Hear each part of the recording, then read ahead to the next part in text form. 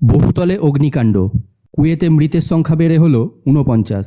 ভারতীয়দের দেহ ফিরিয়ে আনতে উদ্যোগী নয়াদিল্লি। কুয়েতের বহুতলে অগ্নিকাণ্ডের ঘটনায় মৃতের সংখ্যা বেড়ে হল ৪৯। নিহতদের মধ্যে ৪২ জন ভারতীয়। এই ৪২ জনের দেহ দ্রুত দেশে ফিরিয়ে আনতে উদ্যোগী হয়েছে নয়াদিল্লি। বুধবার রাতে বিদেশমন্ত্রী এস জয়শঙ্কর কুয়েতের বিদেশমন্ত্রী আলী আল ইয়াহিয়ার সঙ্গে এই বিষয়ে কথা বলেন। ইতিমধ্যেই আহতদের চিকিৎসার বিষয়টি দেখভাল করতে এবং নিহতদের দ্রুত দেশে ফিরিয়ে আনতে কেন্দ্রের প্রতিনিধি হিসেবে কুয়েতে পৌঁছে গিয়েছেন বিদেশ প্রতিমন্ত্রী কীর্তিবর্ধন সিংহ। বুধবার ভোরের দিকে কুয়েতের রাজধানী শহরের দক্ষিণে মাঙ্গাফ এলাকার একটি বহুতল আবাসনে আগুন লাগে। জানা যায় ওই আবাসনে মূলত থাকেন শ্রমিকেরা, যাদের অধিকাংশই ভারতীয়। প্রথমে জানা গিয়েছিল অগ্নিকাণ্ডের ঘটনায় ৪১ জনের মৃত্যু হয়েছে। হাসপাতালে ভর্তি করানো হয়েছে প্রায় ৫০ জনকে। তবে কী কারণে আগুন লাগলো তা নিয়ে ধন্দ রয়েছে। কুয়েতের কিছু স্থানীয় সংবাদ মাধ্যমের দাবি, গ্যাস লিক হওয়ার কারণেই এই বিপর্যয়। সরকারিভাবে অবশ্য এই বিষয়ে কিছু বলা হয়নি। কুয়েতের আমির শেখ মেসাল আল আহমেদ আল জাবের আল সাবা এই নিয়ে তদন্তের নির্দেশ দিয়েছেন। তদন্তে অগ্রগতির জন্য কুয়েতের স্থানীয় প্রশাসন হোটেলটির মালিককে গ্রেফতার করার নির্দেশ দিয়েছে।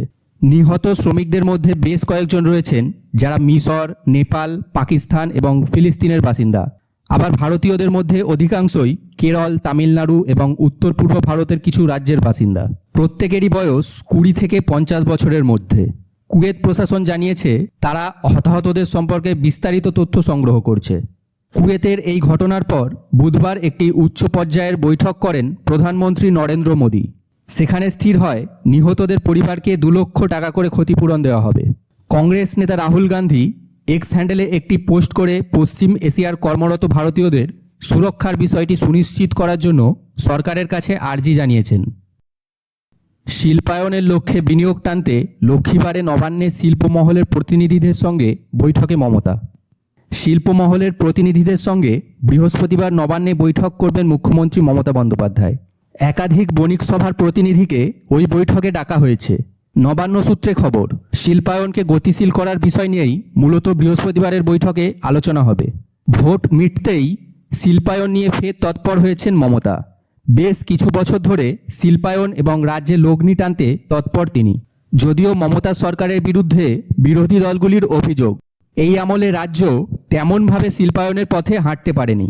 তবে নবান্নের কর্তাদের একাংশের মতে সরকারের তৃতীয় মেয়াদে সেই সমালোচনা ধুলোয় মিশিয়ে দিতে চান মমতা।